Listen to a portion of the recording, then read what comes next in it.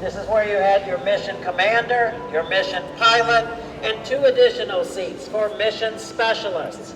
And of course, this is where you piloted or flew the shuttle from.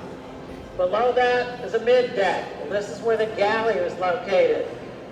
This is where the astronauts ate, where they slept. This is where the bathroom was, such as it were. And 3 additional seats for mission specialists or payload specialists. This is the hatch. This is where the astronauts boarded the shuttle while it was on the launch pad and where they exited the shuttle once they came in for a landing. If you look up towards the front, see the holes that are on the side of the nose. We have some of these on the side, some on the top of the nose, some on the other side of the nose, and there are a lot of these at the back end of the orbiter. These are small rocket thrusters. They are part of what is called the reaction control system, and these were used to steer the orbiter while it was circling the Earth.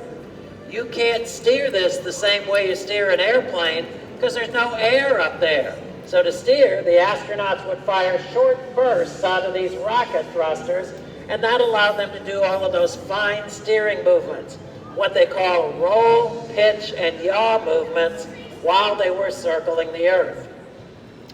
I want to take just a minute and talk about the tiles. Remember, the whole purpose of the tiles was to protect the spacecraft when it was coming back into Earth's atmosphere.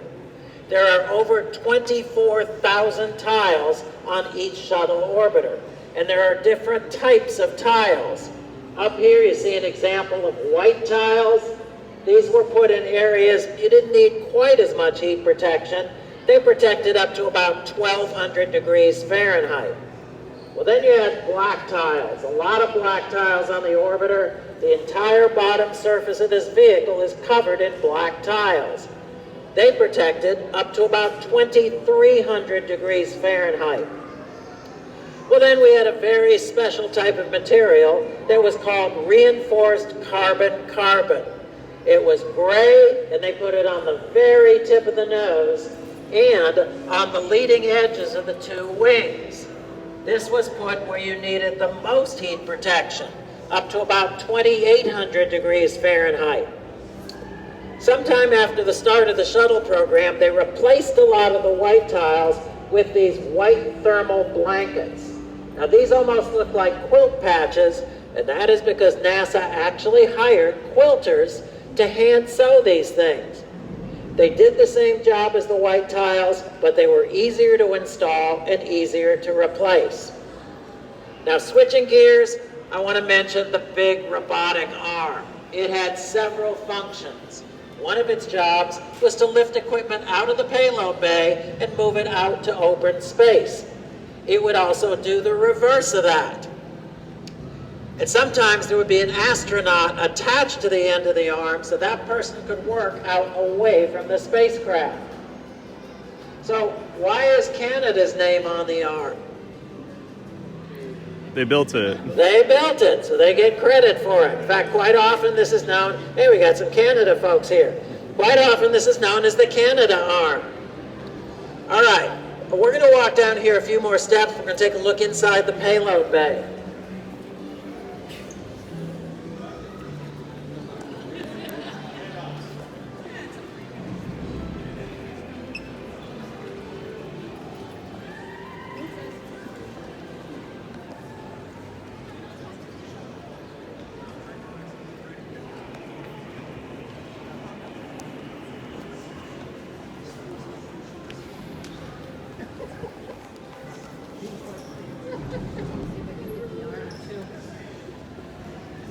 Any equipment that we brought up in the Space Shuttle Orbiter had to fit inside the payload bay. 60 feet long, 15 feet across, and what we brought up varied tremendously from one mission to the next. The biggest thing that we ever brought up into space was the Hubble Space Telescope. If you look up above us here, we do have a full-size model of the Hubble telescope. A lot of good information about Hubble up in that corner if you'd like to check it out a little bit later.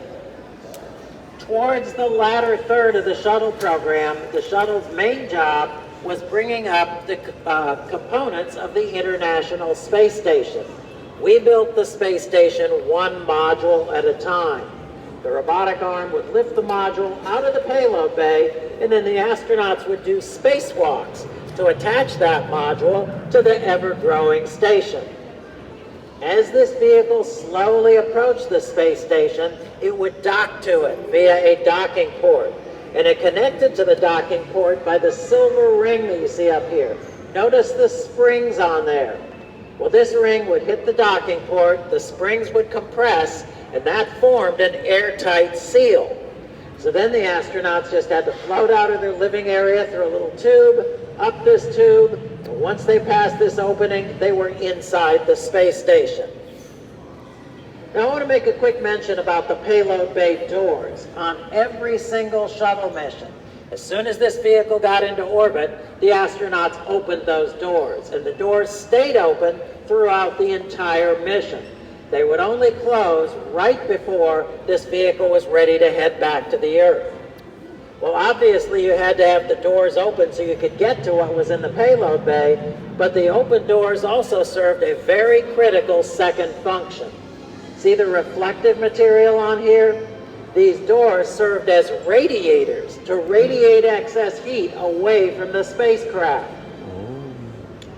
After the Columbia accident, and that was in 2003, NASA added an extension boom to the robotic arm. Well, this was a big selfie stick before there were selfie sticks.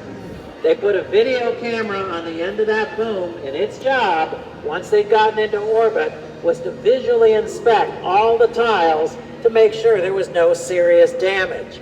And if they found any significant damage, an astronaut had to go outside and do a repair job, to put a temporary patch over the damaged area while they were circling the Earth. All right, let's take a look at the back end of the orbiter. We'll walk down here another few steps.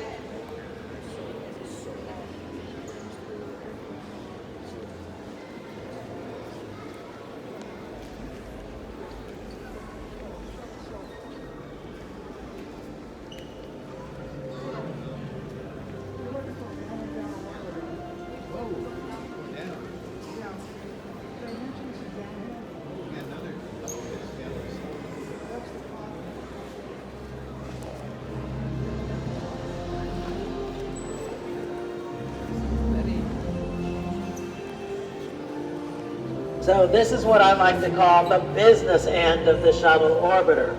Of course, the big thing you see back here are the three main shuttle engines. They had one job and one job only, and that was to get this vehicle into orbit around the Earth.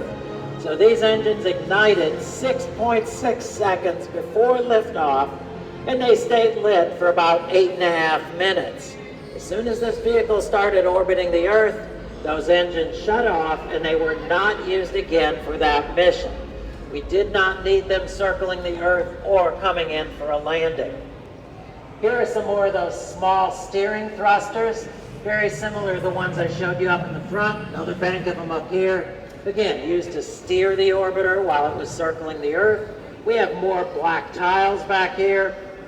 Now, when it was getting towards the end of a mission, the astronauts would batten down all the equipment. They'd close the payload bay doors, and then typically somewhere over Western Australia, they would do what was called a deorbit burn. And to do that, they used the two engines you see here. One of them here, the other one way up there. These are the orbital maneuvering system engines, or the OMS engines. Now, these were also used whenever they needed to change their orbit, to go to a slightly higher or lower orbit. But their main job was to do that deorbit burn. Now remember, we are circling the Earth, traveling at about 17,500 miles an hour. Once they finished that deorbit burn, that slowed their speed all the way down to 17,300 miles an hour. Say, wait a minute, that's not much slower. But it was just slow enough to allow Earth's gravity to take over. So now our spacecraft is starting to fall back to the Earth, and I do mean fall. This vehicle came back to Earth as an unpowered glider. It would fall until it started encountering the atmosphere. Well, that's when they started using the wings, that's when they started needing the tiles. Once this started getting to the thicker parts of the atmosphere, they started doing a series of S-turns, and those were designed to bleed off speed. So with every S-turn, they got slower and slower and slower until they came in for a landing, quite often here in Florida, traveling just over 200 miles an hour. They would touch down on the runway, then a big parachute came out of the back end of the orbiter, out of this area right here, and that, plus the brakes, slowed them down to a full stop on the landing strip. So think about this, the time that it took from that deorbit burn over Western Australia to a landing, usually here in Florida, about 1 hour. Sometimes you're lucky if you get your baggage out of baggage claim in 1 hour. All right, let's take a look at the underside of the orbiter. We'll walk down here another few steps.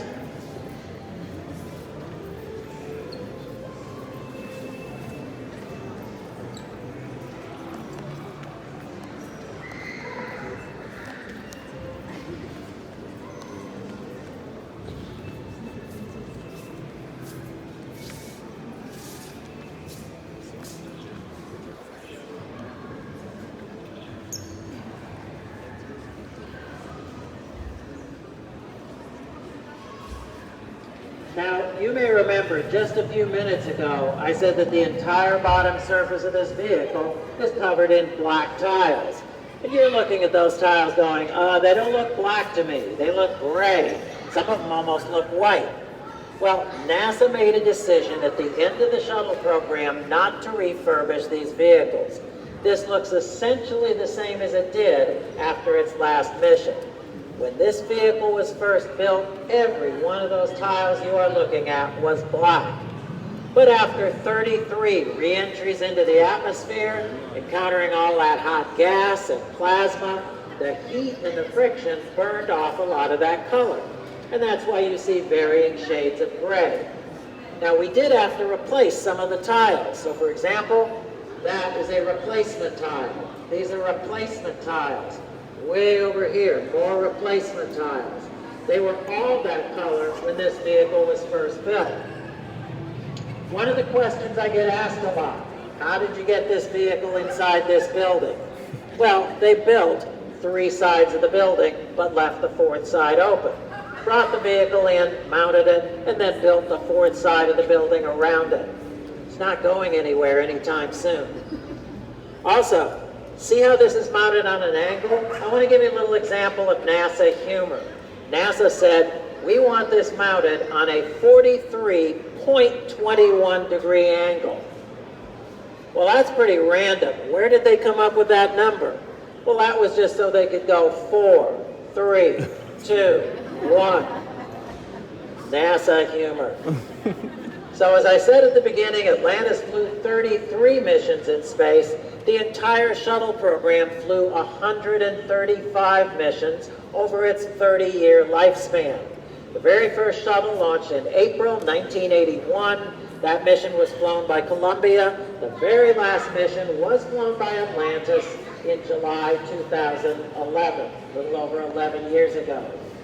The shuttle orbiter is 121 feet from tip to tail. It has a 78-foot wingspan. The orbiter itself weighs about 200,000 pounds, and it could carry up to 55,000 pounds of cargo. When it was attached to the fuel tanks, fully fueled on the launch pad, it weighed about 4.5 million pounds. There's one more question I get asked a lot. Why did we end the shuttle program? July 2011, we still had 3 working shuttle orbiters. But also remember that we had lost 2 of them. We lost Challenger back in 1986.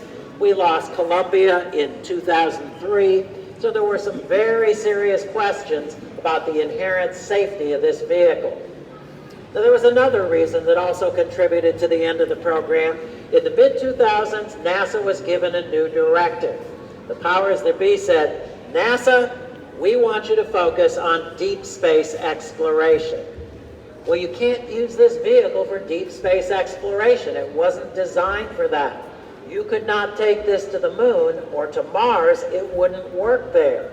So NASA was tasked with building a new deep space rocket called the Space Launch System, or SLS. We now think that the next launch attempt for that rocket is going to be November 14th, and that's going to be on an uncrewed mission to the moon. Well, NASA just didn't have the budget to build the new rocket and keep the shuttle program going at the same time, so they ended the shuttle program. Now, before I let you go, a couple quick things. If any of you want to go back up the ramps and explore any of the exhibits on the upper level, please feel free to do that. Whenever you're ready to go downstairs, we have a lot of cool things down there. I'm going to point out two of them. Number one, we have our shuttle launch experience. It's the closest thing we have to a ride, but it's really not a ride. It is a simulator that simulates what it was like to launch on the space shuttle. Very cool. And we have a very well done memorial honoring those two shuttle crews that we lost, called Forever Remembered, down in the corner here. I highly suggest you spend a few minutes walking through there. Oh, and by the way, we have a slide that you can slide down too.